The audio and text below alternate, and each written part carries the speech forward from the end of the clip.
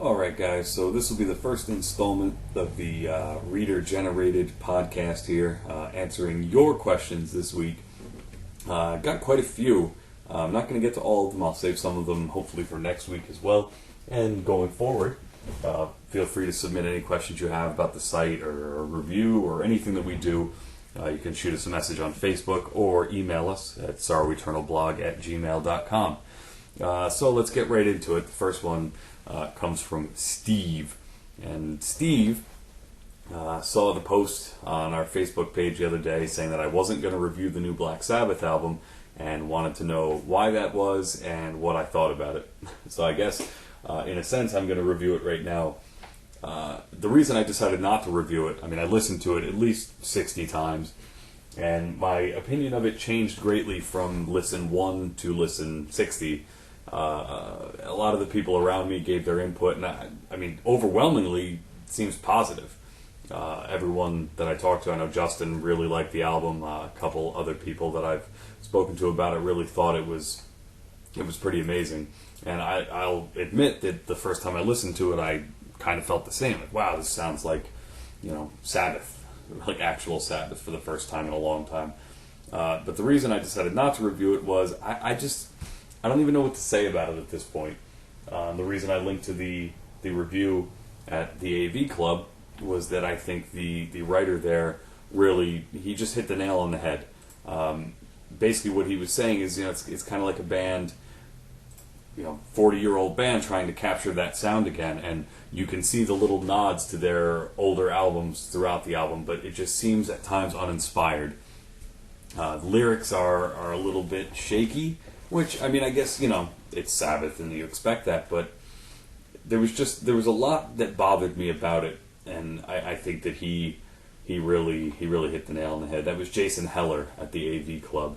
I gave the album a C+, which I guess, based on their rating system versus ours, my initial thought was probably a 6 out of 10, and I think that their opinion kind of echoed that, and I don't think I could have said it better than he did, so I elected to pass.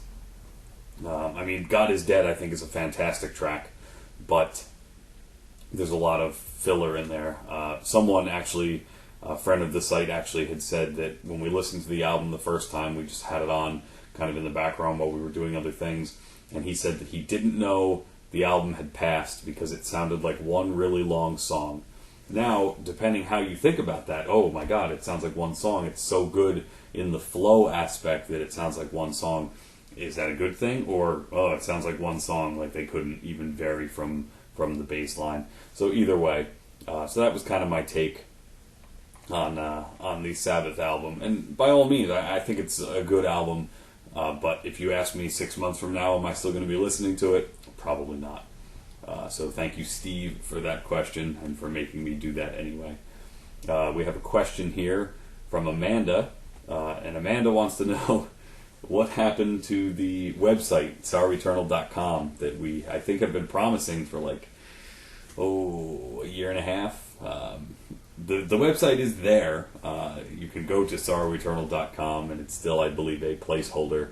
The fact of the matter is, neither of us, neither Justin nor I, or anyone who's worked on the site, really knew how to build a website, and we were trying to do this as low cost as possible, so we didn't want to hire someone to build a website and then, not be able to really afford, their help, or we didn't want to pay someone to make a somewhat crappy website.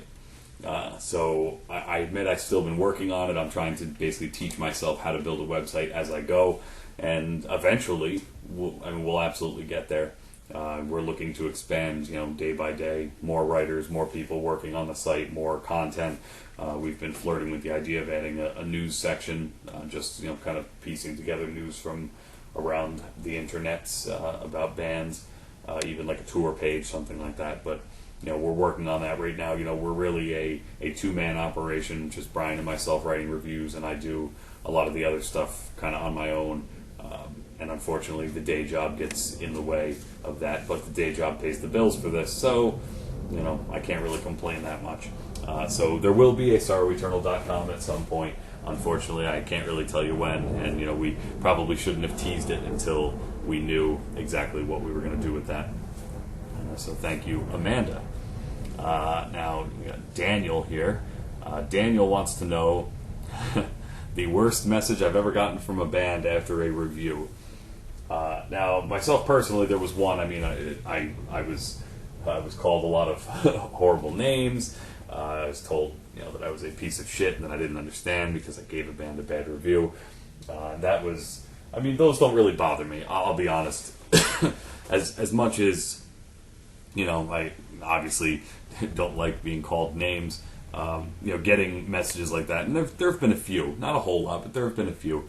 I don't really let that bother me though. So I think the worst thing I've ever been called was a fucking faggot piece of shit. I think, but those obviously are far outweighed by the a lot of the other messages we've got from bands and even from just readers who are discovering stuff. I know Justin was told after one review, one of the artists left us a message saying that we didn't. I think the line was, "You've understood nothing," and that I have to say that while that it seems like a simple thing, sometimes that hurts. In that they're saying we didn't get what they were going for, and while that is a cop out of a lot of really bad artists, sometimes it's possible. Sometimes they were going for an intended effect and we just didn't get it. So if it results in a bad review, unfortunately, we can only go by what our ears hear, what our eyes see in the artwork, and how the album breaks down. But yeah, so thank you, Daniel, for that question. Let's see. Oh boy. Oh, here you go. Okay. So we have one here from Rachel, and Rachel wants to know. Okay, let me read this word for word. Where in the fucking fuck do you guys find the music you review? All right. Well, it's actually a very simple answer, and that is a lot of hard work goes into finding some of this stuff, and a lot of great people who supply us with music. For again, a two-man operation, a small website, the amount of submissions and promos that we get is staggering. It's a lot. It's absolutely a lot. Our email is flooded every day. We have several different labels that send us stuff all the time. We have PR groups, we have management, we have bands themselves, and it just comes all the time. But we also just scour online looking for stuff, because just as much as you want to find the next big thing or your next favorite band, so do we. And sometimes we do the work for you in that we go through and we listen to hundreds of albums on Bandcamp. We search through Facebook. We're looking even still on MySpace, even though no one really fucking uses that shit anymore. But that's really, between email submissions, label submissions, Facebook, and Bandcamp, that's pretty much where we get most of our stuff. And actually, I see a kind of a similar follow-up question from a David. David wants to know how many promos do we really get? And I'll say that, between, like I said, the various PR groups, the labels, the bands themselves, on a weekly basis, I'd say it's probably close to 100 a week. I'm getting 10 to 15 emails a day, plus Facebook. So I'll say it's probably in the neighborhood of 100 a week. Thank you, David, for that question. And now you can see, some of you, why it's so hard to get. And when we get submissions, obviously, we do our best to go through everything to check it out and see if we can get a review together for it. But we just don't have the time. If you think 100 a week, that's several months worth. That's like 3 months worth of reviews, and that's if we were publishing a review 7 days a week. So it gets really hard to keep up. And I'll take one last question here, and I guess this question kind of makes sense. This is from, I don't know how to say this name. Well, I'll just say Kev. It's a very long name, and I don't want to insult the person by pronouncing it so horribly wrong, because I don't think my tongue moves in ways to get that one done. But let's see here. He wants to know how we decide we're going to write a review for something. I guess, that's... I could give you the short answer is we listen, and if we feel we can write about it, we'll do it. But as I mentioned a couple podcasts ago, you've noticed a lot more favorable reviews than bad reviews, because if a band submits their stuff to me, I'll check it out. But there's times when you get through a track or two and you realize that you're not going to do anyone any favors here. I mean, I don't bend a review to help anybody out. I don't, it's not like we're getting paid by labels and bands to write good reviews. So writing a bad review, I'm not in the business of talking you out of anything. I never want to do that. Really, what I'm doing is I'm trying to expose you to new music, and sometimes we get submissions and I take a listen and it's god awful. I would say out of the 100 a week that we get, 75 of them are okay or better, and the other 25, some of them are like, it sounds like a 12-year-old kid recorded it, in his bedroom with a tin can and a ukulele, and it's awful. But a lot of times we just skip those because I don't want to tear anybody down, and that's what's changed over the site is before I think Justin and I were picking out albums before we knew anything about it, and we'd say, okay, we got this album by so and so, we're gonna review it. And while that's great, we can review it. That ends up with us listening to bad albums, with us writing reviews of bad albums, and in the end, what we're really doing, we're hurting. No one wants to read a bad review. No one wants to, no band wants to be a part of a bad review. So we've tried to stay away from that a little bit, only because it's not helping anybody. Whereas as you've seen, there are plenty of great bands out there, and great new undiscovered bands that maybe we get a review up, or we do an interview or something with them, and we can help them out. And that's more along the lines of what we're going for. We're trying to get you some good new music. So that's really how we decide. If we listen to something and we want to, if we have something to say about it, good or bad, I guess, usually we jump right on it, add it right into the list of stuff. My reviews are written typically like 2 weeks in advance. So my list of stuff is pretty long, and I try to go through it as quickly as I can.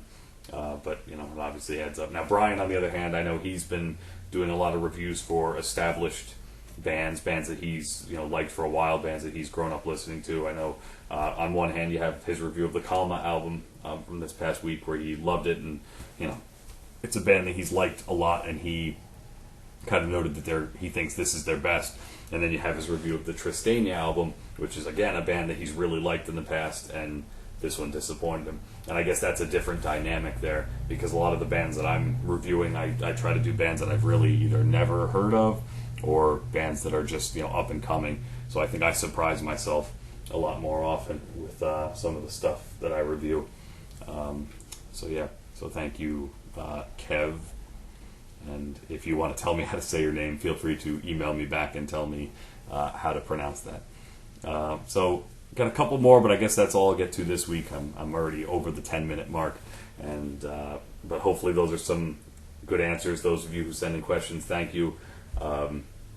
And let's keep the questions coming. I kind of like getting some feedback from you guys.